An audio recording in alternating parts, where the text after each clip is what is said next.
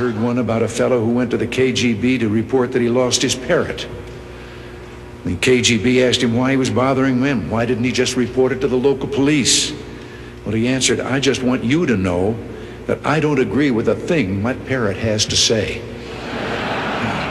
The story was an American and a Russian arguing about their two countries. And the American said, look, in my country, I can walk into the Oval Office, I can pound the president's desk and say, Mr. President, I don't like the way you're running our country.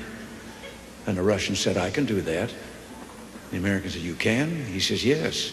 I can go into the Kremlin to the General Secretary's office, pound his desk and say, Mr. General Secretary, I don't like the way President Reagan's running his country.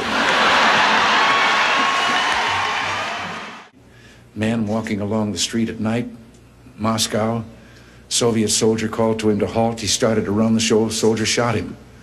And another man said, why did you do that? Well, he said, curfew. Well, he said, it isn't curfew yet. He said, I know. He's a friend of mine. I know where he lives. He couldn't have made it.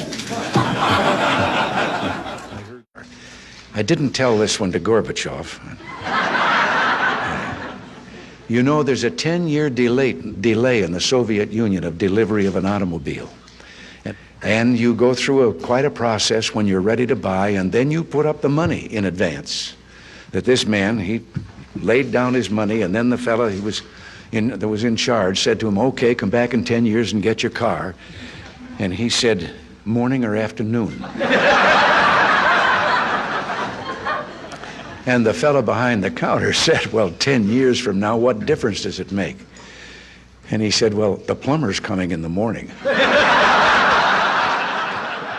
3 dogs, an American dog and a Polish dog and a Russian dog. They were all having a visit, and the American dog was telling them about how things were in this country.